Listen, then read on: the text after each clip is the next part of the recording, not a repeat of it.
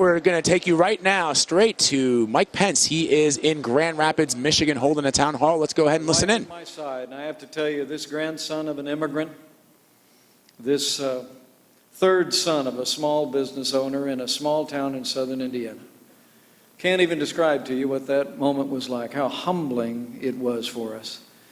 But we said yes in a heartbeat. Because this is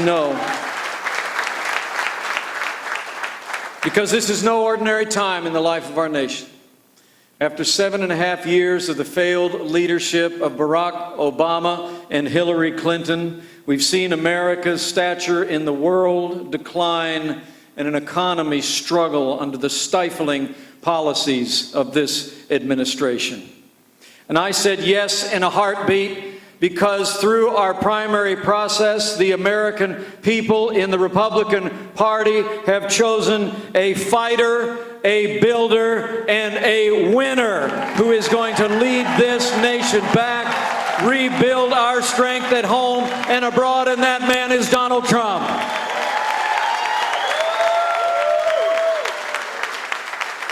I believe we will win. I believe we will win because we're running on the issues facing this country.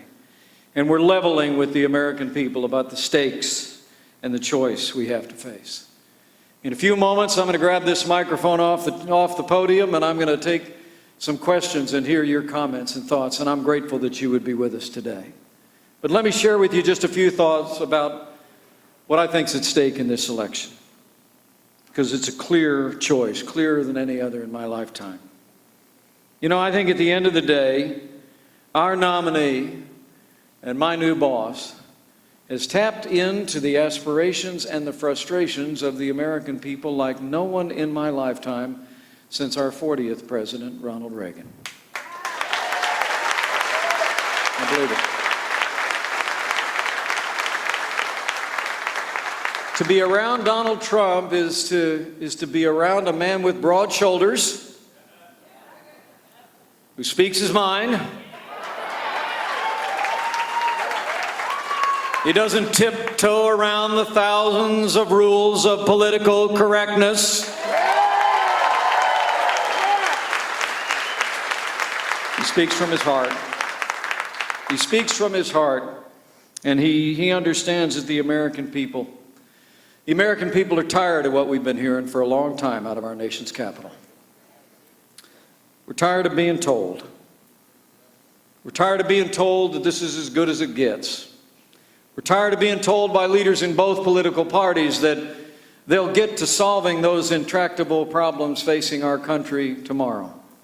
And as that 40th president said so well so many years ago, we're tired of, quote, being told that a little intellectual elite in a far distant capital can run our lives better for us than we can run them for ourselves. Donald Trump understands the frustrations and the aspirations of the American people, and he will bring real change to Washington, D.C. the very day he becomes the 45th President of the United States.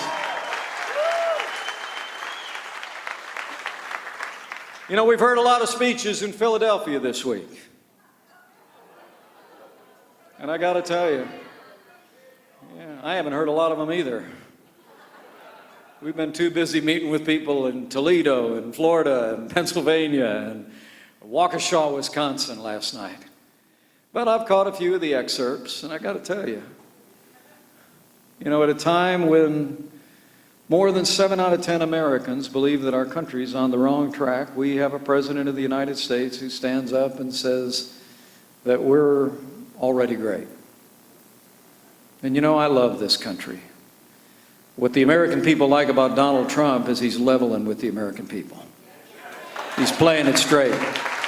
And he's telling us that with the right leadership, America can be great again, at home and abroad. But it's going to take leadership and determination like Donald Trump's to do it. And I know that strong Republican leadership can make a difference in a short period of time. I stand here among these Michiganders, and I'm just a guy from down south of the border, Indiana.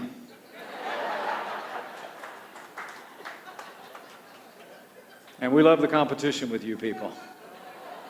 We really do. But I'll tell you, Indiana is a story about what strong Republican leadership can mean in a short period of time. You know, about 10 years ago, the state of Indiana found ourselves in a condition that our friends in Illinois still find themselves. An economy struggling under the weight of the heavy burden of state government and regulation, high taxes, running deficits and debt, kind of caught up in what the rest of America still sometimes calls the Rust Belt. But in Indiana 10 years ago, we decided to make a change, just like Michigan did, just like Wisconsin did, just like Ohio did, and even Illinois has got a Republican governor now. But what we showed in the state of Indiana is that it all still works. If you live within your means, if you balance your budgets, if you make the right investments in education and infrastructure and health care to support a growing and vibrant economy, and if you let people keep more of what they earn, we've cut taxes every year that I've been governor, it all still works, and Indiana's rebounded, and we have more Hoosiers going to work than ever before in the 200-year history of this state, and that's exactly the kind of leadership that Donald Trump is going to bring to Washington, D.C. when he's elected President of the United States.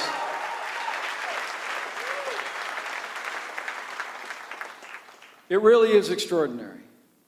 You know, I heard my opponent in this campaign spoke last night on the national stage. And a lot of people have been talking about the things that we have in common, and we've got a little bit in common. Great families, we got 3 kids.